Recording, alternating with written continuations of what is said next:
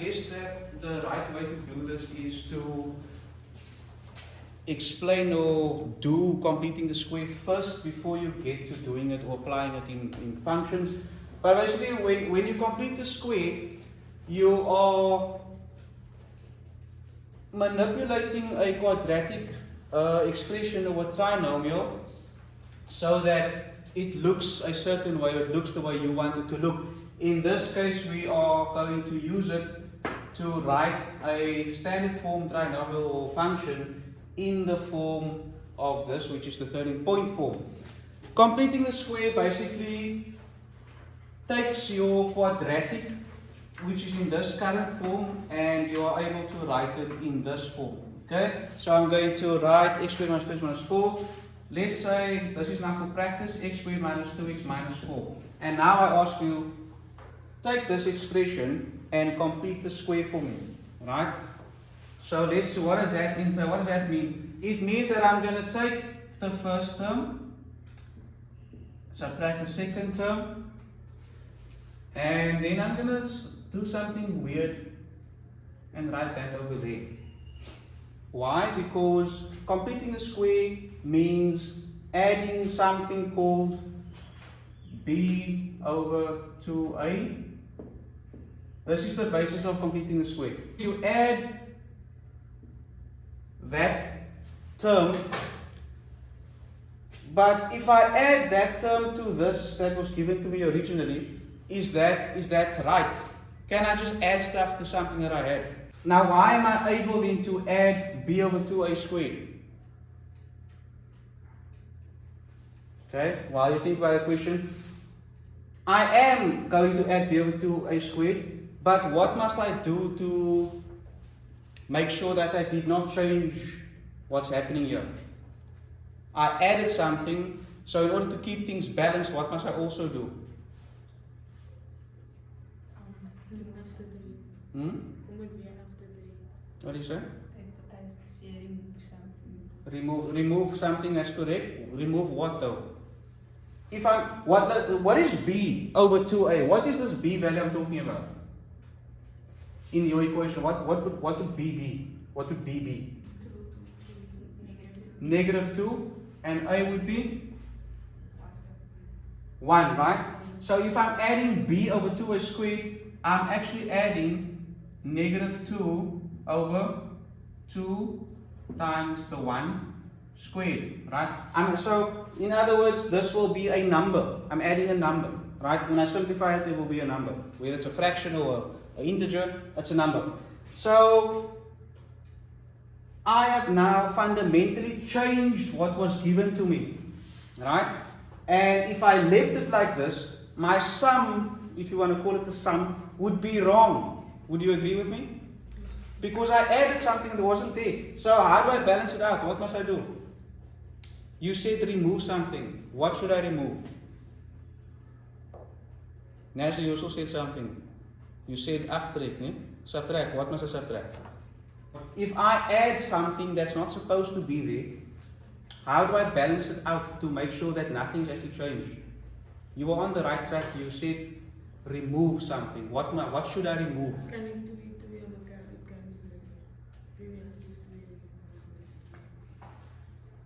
Wat het weer nou? Die twee hierso. Well, let's explore what you just say. Ask, can these twos not sort of like, cancel, and then you would have a 1 left, right? A negative 1. And then you square the negative 1, you will end up with a 1. But then there's still a 1 that's not supposed to be there. So you are correct, you're on the right track. So we now know that if we simplify this, the answer is 1, right? Which means we have actually added 1. But that's still wrong because 1 wasn't there. So again, the question is still, how do I keep things balanced? Okay, so you're on the right track, you say by removing something. What would I remove if I want to keep things balanced? If 1 wasn't supposed to be there, what must I remove? You must remove the 1.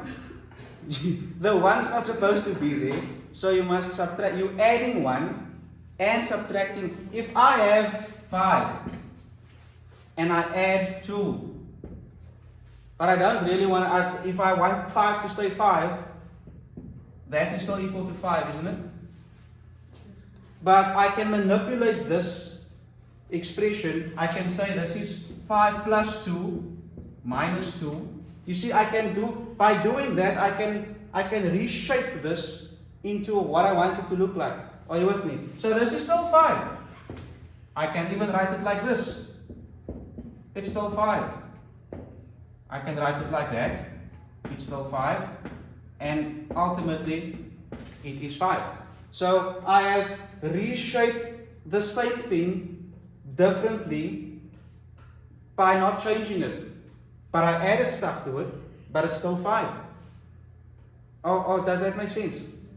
I'm showing you this because it's going to make sense. Hopefully, when we get back to the expression over here. Can I take this off? Do we know what's happening here? Right? So I've added 2, I took away 2, so it's still 5, but then I can manipulate this expression to make it look how I want it to look. Right? So we're going to use that concept when we are completing the square. I added 1. In other words, I added b over 2a squared, so I must also subtract b over 2a squared. Do you agree with me now that my original expression is still the same way? Right? Because I've added this thing, but I also took it away again. Now, I'm going to use what I've added. I'm going to say x squared minus 2x plus, what does it simplify to? That's minus 2 over 2, which is minus 1, to the power 2, which is 1. And then I'm going to, the constant term from the original expression and the number that I've added after or subtracted afterwards, I can sort of keep that separately. So that was that's 1, that's minus 1.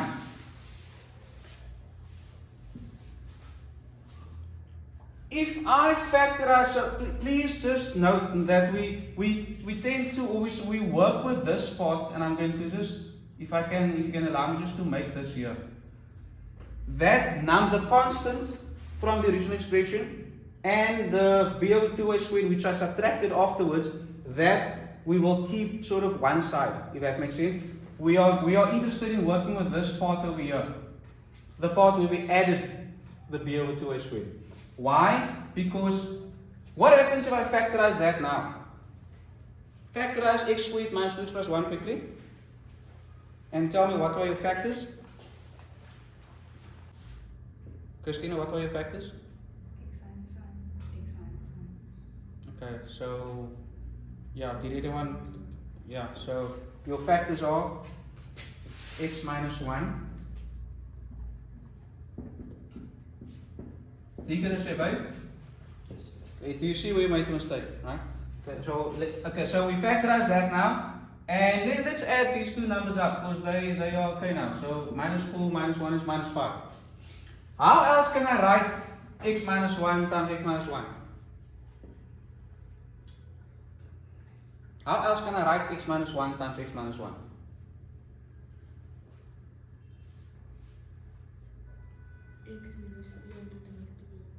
X minus again to the multiplier, x minus 1 to the power 2, right? Because it's the same factor multiplied by itself.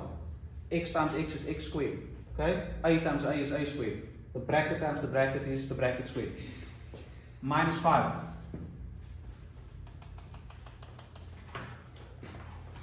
That is completing the square. So I've went from the original expression over here, I have now rewritten it into that there. It's the same thing, it's in a different form. How did I get it to that form? I manipulated this expression by adding a certain constant. That b over 2a squared is a constant. Why is it a constant, I say? Because when I substitute values for b and a, this whole thing becomes a number, right? So I'm actually just adding a number. I added the number, but I also had to take it away because the number wasn't there. That's why we went through the exercise of 5 plus 2 minus 2. Right? So we added 2, we took away 2, but then I can group the 5 and the 2 and make it minus 2 and do little things with it. That's what I did here. I added the constant, I took away the constant, but I didn't just subtract it again to make it disappear. I used it to complete the square.